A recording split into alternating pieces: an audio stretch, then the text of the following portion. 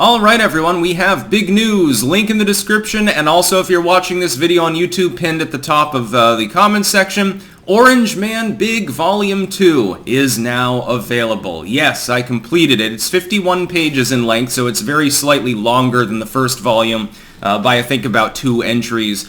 We will see the return of Lil Ronnie. I'm sure that was a fan favorite. And of Joey, of course. He's going off on more demented escapades, mainly spurred on by laxatives in his Neapolitan ice cream.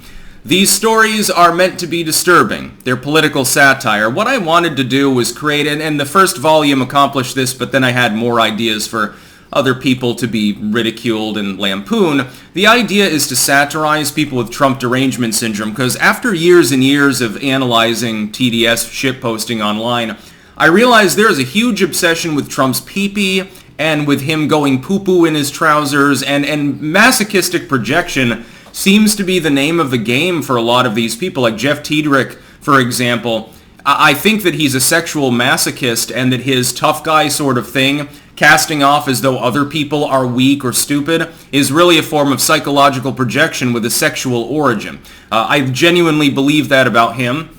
I genuinely believe that about many others. Because when I see the sort of things that they post, and they're very easily lampooned by the way, it seems like psychologically there's got to be something wrong with some of these people at some point. There just has to be. And so I decided to write a series of totally fictional disclaimer. These stories are not based on Jeffy or anybody else who's alive. They're totally fictional characters. And any resemblance to real-world leftoids or TDS-suffering neocons is strictly coincidental, of course. And I decided to write a series of short stories in which they have encounters with Trump of a deranged nature. They're obsessed with him, sexually or otherwise. Some of these people poop on themselves and do, the most crazy things under the sun. If you liked the first Orange Man Big, I think you'll like this one even more. I went out of my way to make it even more bizarre, so it makes even less sense than the first one. The first one, some of the stories were more straightforward political satire.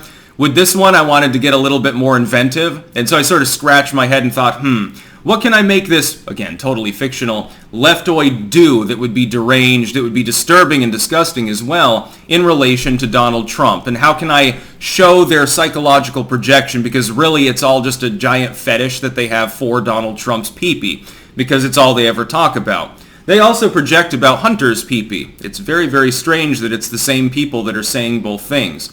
This is also coincidental. I'm totally sure about that. So you should get a copy. If you do get a copy, please do leave a rating. It helps. A rating is worth 5 sales. A full-on review is worth about 10 or 20 sales. It definitely helps us content creators when you do so. So yes, link in the description.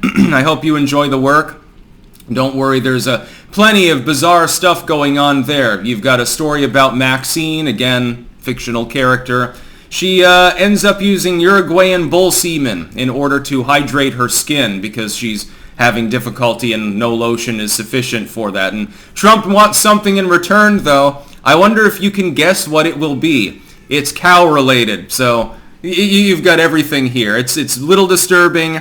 If you don't like, definitely 18-plus literature, if you're more moralistic, you probably shouldn't get a copy of this. But if you like lampooning leftists and TDS sufferers, if you like political satire and you don't mind it being rather on the edgy and crazy side, you'll like this book. So, again, link in the description and pinned at the top on YouTube.